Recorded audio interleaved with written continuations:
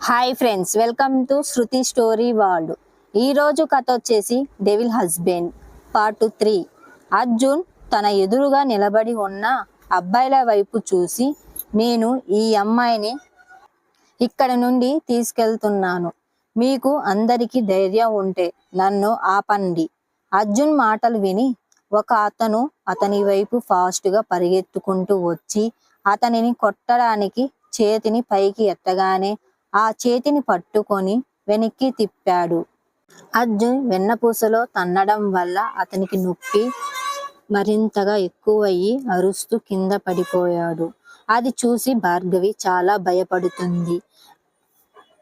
అది చూసిన ఇంకో వ్యక్తి కోపంతో అర్జున్ దగ్గరికి వస్తాడు. అర్జున్ అటాక్ చెయ్యకముందే తన ఫేస్ మీద ముక్కుతో గుద్దుతాడు. అది చూసిన మిగిలిన ఇద్దరు అబ్బాయిలు కూడా కలిసి అర్జున్ పై అటాక్ చేస్తారు. వాళ్ళిద్దరిని చూసి అర్జున్ ఆ ఇద్దరిని కూడా బాగా కొడతాడు. కొంచెం సేపటికి నలుగురు అబ్బాయిల పరిస్థితి సీరియస్ గా అవుతుంది. నలుగురు అబ్బాయిలు నొప్పితో అరుస్తూ వాళ్ళ పైకి కూడా లేవలేకపోయారు. అప్పుడు అర్జున్ చూసి ఆమె దగ్గరకు వచ్చి ఆమె చేయి పట్టుకున్నాడు. అది చూసి భార్గవి ఏడుస్తూ, ప్లీజ్ నన్ను వెళ్ళనివ్వండి అని అంటుంది. ఆ మాట విని అర్జున్ ఆమె కళ్ళల్లోకి కోపంగా చూస్తూ, నేను నీతో మాట్లాడటానికి మంచి మూడ్లో వచ్చాను, కానీ ఇదంతా నా మూడ్ ఆఫ్ చేసింది. ఇప్పుడు నేను కోపంగా ఉండడానికి రీజన్ నువ్వే. లేకపోతే నాకు కోపం ఎలా ఉంటుందో నాకు తెలియదు. నేను ప్రేమతో చెబుతున్నాను, నాతో రా, లేకపోతే బలవంతంగా తీసుకెళ్తాను అని సీరియస్గా అర్జున్ మాట్లాడితే భార్గవి చాలా టెన్షన్గా అనిపించింది.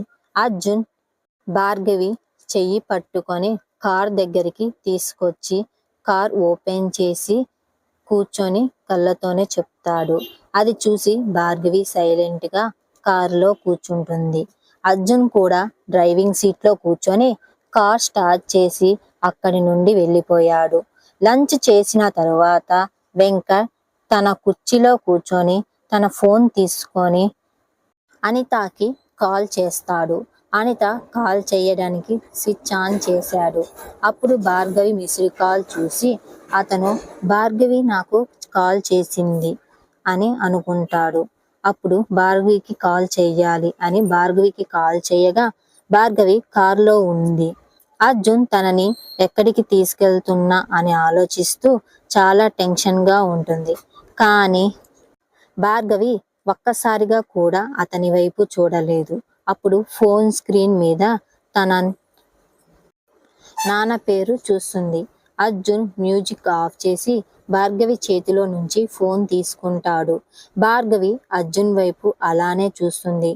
కాల్ లిఫ్ట్ చేసి నవ్వుతూ హలో అంకుల్ అని అడుగుతాడు. అచ్చం వాయిస్ విని వెంకట్ ఆశ్చర్యంగా, ఎవరు నువ్వు? ఇది నా కూతురు ఫోన్, నువ్వు ఎవరు? తన ఫోన్ నీ దగ్గరికి ఎలా వచ్చింది అని అడుగుతాడు. వెంకట్ అడిగింది విని అర్జున్ భార్గవి వైపు చూసి నవ్వుతూ, అంకుల్ నన్ను గుర్తుపట్టలేదా? మార్నింగ్ మీ ఇంటికి వచ్చాను, నేను అర్జున్. వెంకట్ ఆ పేరు వినగానే ఒక్కసారిగా షాక్ అవుతూ కుర్చీలో నుంచి లేచి నిలబడతాడు. నువ్వు నా కూతురితో ఏం చేస్తున్నావు అని కోపంగా అడుగుతాడు. అర్జున్ నవ్వుతూ, టెన్షన్ పడకండి అంకుల్, భార్గవి నాతో సేఫ్గా ఉంది. ప్రెజెంట్ తను నా పక్కనే ఉంది, భార్గవితో మాట్లాడండి అంటూ ఫోన్ని భార్గవికి ఇస్తాడు. భార్గవి ఫాస్ట్గా అతని చేతిలో నుంచి ఫోన్ తీసుకుని ఏడుస్తూ డాడీ డాడీ అని అంటుంది. భార్గవి ఏడుపు విన్న వెంకట్ టెన్షన్గా, భార్గవి ఏమైంది, నువ్వు బాగున్నావా అని అడుగుతాడు. అతను నిన్ను ఏమైనా చేశాడా అని టెన్షన్గా అడుగుతాడు. ఆ మాటలు విని భార్గవి అర్జున్ వైపు చూస్తుంది. అర్జున్ నవ్వుతూ కానీ ఫాస్ట్గా డ్రైవ్ చేస్తున్నాడు. భార్గవి ఏడుస్తూ, డాడీ నన్ను ఇతను ఎక్కడికో తీసుకెళ్తున్నాడు, నాకు తెలియడం లేదు, నేను రానని చాలాసార్లు చెప్పాను, కానీ అతను నన్ను బలవంతంగా తనతో తీసుకెళ్తున్నాడు. డాడీ, నాకు చాలా భయంగా ఉంది. నేను మీ దగ్గరికి వచ్చేస్తాను అని అంటుంది. భార్గవి మాటలు విని వెంకట్ టెన్షన్గా, భార్గవి, నువ్వు ఏం భయపడమాకు. నేను నీకు ఏమీ జరగవను. నేను ఏదో ఒకటి చేస్తాను అని చెప్తాడు. వెంకట్ చెప్పింది విని భార్గవి ఇంకేం మాట్లాడక ముందే అర్జున్ ఫోన్ తీసుకొని కాల్ కట్ చేసి ఆమె వైపు చూస్తూ, వాట్? నా గురించి మీ డాడీకి ఎందుకు అలా చెప్తున్నావు? నేను నిన్ను ఏమి చెయ్యను అని చెప్తాను కదా. నేను నీతో కాసేపు టైం స్పెండ్ చేయాలి అనుకుంటున్నాను. ఆ తరువాత నేను నిన్ను మీ ఇంటి దగ్గర వదిలివేస్తాను. భయపడకు, నేను నిన్ను ప్రేమిస్తున్నాను. నేను నీ లైఫ్లో నీ హీరోగా ఉండాలి అని అనుకుంటున్నాను. నేను విలన్ కాదు, హీరోని అని అంటాడు. ఆ మాటలు విని కోపంగా భార్గవి చూస్తూ, నువ్వు విలన్వే. హీరో అయితే నన్ను బలవంతంగా నీతో తీసుకెళ్ళి ఉండేవాడివి కాదు. అర్జున్ భార్గవి వైపు ప్రేమగా చూస్తూ, చూడు, నువ్వు నన్ను హీరోగా ఇలాగా చూసినా అదే నాకు ఇంపార్టెంట్ కాదు. నేను నీకు భర్తగా ఉండాలి అనుకుంటున్నాను. నేను ఎప్పుడు అలానే ఉంటాను అని అన్నాడు. అతని మాటలు విన్న భార్గవి కోపంగా ఫేస్ పక్కకు తిప్పుకుంటుంది. అది చూసి క్యూట్గా ఉన్న భార్గవి ఫేస్ చూసి నవ్వుతూ ఆమె చెంపపై కిస్ చేస్తాడు. అర్జున్ సడన్గా కిస్ చేయటంతో భార్గవి చెంప మీద చెయ్యి వేసుకొని కోపంగా అతనిని చూస్తుంది. అర్జున్ నవ్వుతూ, నువ్వు కోపంగా ఉన్నప్పుడు చాలా అందంగా ఉన్నావు. సో నువ్వు కోపం తెచ్చుకోవద్దు, లేకపోతే నేను ఈసారి పెదాలపై కిస్ పెడతాను అని చెప్పి కనురెప్పలను ఎగరేస్తాడు. అర్జున్ మాటలు విని భార్గవి కోపంగా తన పిడికిలలో తన చున్నీ పట్టుకుంటుంది. 10 minutes తరువాత అర్జున్ 5 star రెస్టారెంట్ ముందు కార్ ఆపి అతను కార్ దిగి భార్గవి వైపు డోర్ ఓపెన్ చేశారు. కానీ భార్గవి కారులో నుండి దిగటం లేదు. ఆమెను చూసి అర్జున్ తన చెయ్యి చాపి భార్గవి రా అని అంటాడు. భార్గవి కోపంగా కళ్ళు తిప్పుతూ, లేదు, నేను ఇంటికి వెళ్ళాలి అని అంటుంది. ఆ మాట విని అర్జున్ ఆమె చెయ్యి పట్టుకొని బలవంతంగా కారులో నుండి బయటికి లాగి, తరువాత నిన్ను ఇంటికి దగ్గర డ్రాప్ చేస్తాను అని చెప్పాను కదా. నా ముందు ఇంటికి వెళ్ళాలని అన్నిసార్లు చెప్పకు, ఎందుకంటే నాకు కోపం వస్తే అప్పుడు నేను నిన్ను రాత్రి నా దగ్గర ఉంచుకుంటాను. అప్పుడు నేను చెప్పలేదని నాకు చెప్పకు అన్నాడు. సీరియస్ గా అతని మాటలు విన్న భార్గవి అతని వైపు కోపంగా చూస్తుంది. అర్జున్ నవ్వుతూ ఆమెను అడుగు మీద చెయ్యి వేసి ఆనందానికి దగ్గరికి లాక్కున్నాడు. అది చూసి భార్గవి ఫేస్ పక్కకు తిప్పుకుంటుంది. కానీ అర్జున్ ఏం మాట్లాడకుండా భార్గవిని రెస్టారెంట్లోకి తీసుకెళ్తాడు. అర్జున్ భార్గవి అడుగు మీద చెయ్యి వేసి హోటల్ పల్లకిలో పెళ్లి కూతుర్లా తీసుకెళ్తాడు. అది చూసి భార్గవి అతని చేతికి తీయడానికి ట్రై చేసింది. అది చూసిన అర్జున్ ఆమెను అడుగుని గట్టిగా పట్టుకొని చేయి తీయడానికి ట్రై చేసింది. చాలు, ఇప్పుడు నువ్వు కూడా నా నుండి దూరం కాలేవు.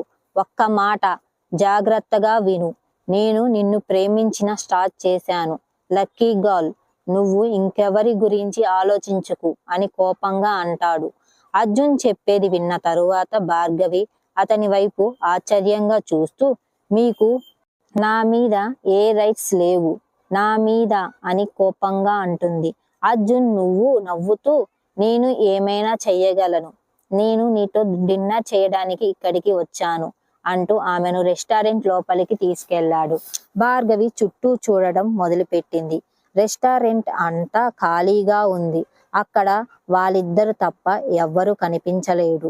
ఒక వెయిటర్ కూడా లేదు. అది చూసి భార్గవి టెన్షన్ ఎక్కువైంది. అప్పుడు ఒక లేడీ అర్జున్ దగ్గరికి వచ్చి నవ్వుతూ, హలో సార్, హలో మేడం, మీ టేబుల్ రెడీగా ఉంది అని చెబుతూ ఆమె వాళ్ళిద్దరిని ఒక రూమ్ లోపలికి తీసుకువెళ్ళింది. ఆ రూమ్ చుట్టూ క్యాండిల్స్ వెలుగుతున్నాయి. టేబుల్ మీద వైన్ బాటిల్ కూడా ఉంది. భార్గవి ఎవరు చూడకూడదని అర్జున్ ఆ రెస్టారెంట్ లోని బాయ్స్ వెయిటర్స్ ని అక్కడి నుంచి పంపించాడు. అక్కడ ఓన్లీ లేడీస్ మాత్రమే ఉంటారు. అర్జున్ చైర్లోని వెనక్కి లాగి భార్గవిని చైర్లో కూర్చొని చెప్పాడు. భార్గవి అర్జున్ని చూసి ప్లీజ్ నన్ను వెళ్ళనివ్వండి, నేను ఇంటికి వెళ్ళాలి అని అంటుంది. ఆ మాట విన్న అర్జున్ ఆమె వైపు చూస్తూ నేను డిన్నర్ తరువాత మీ ఇంటి దగ్గర డ్రాప్ చేస్తాను, ఇప్పుడు సైలెంట్ గా కూర్చో అని అంటాడు. ఆ మాట విని ఇష్టం లేకపోయినా చైర్లో కూర్చుంటుంది భార్గవి. అర్జున్ కూడా ఆమె పక్కనే ఉన్న చైర్లో కూర్చొని ఆమెకి ఫ్లవర్ ఇస్తూ ఇది తీసుకొని నీకు ఈ ఫ్లవర్ నచ్చిందో లేదో చెప్పు. అతని మాటలు విని కోపంగా చూస్తూ ఒక్కసారి నా మాట వినలేవా, నేను ఇక్కడి నుండి వెళ్ళాలి, నాకు ఇక్కడ ఉండటం ఇష్టం లేదు.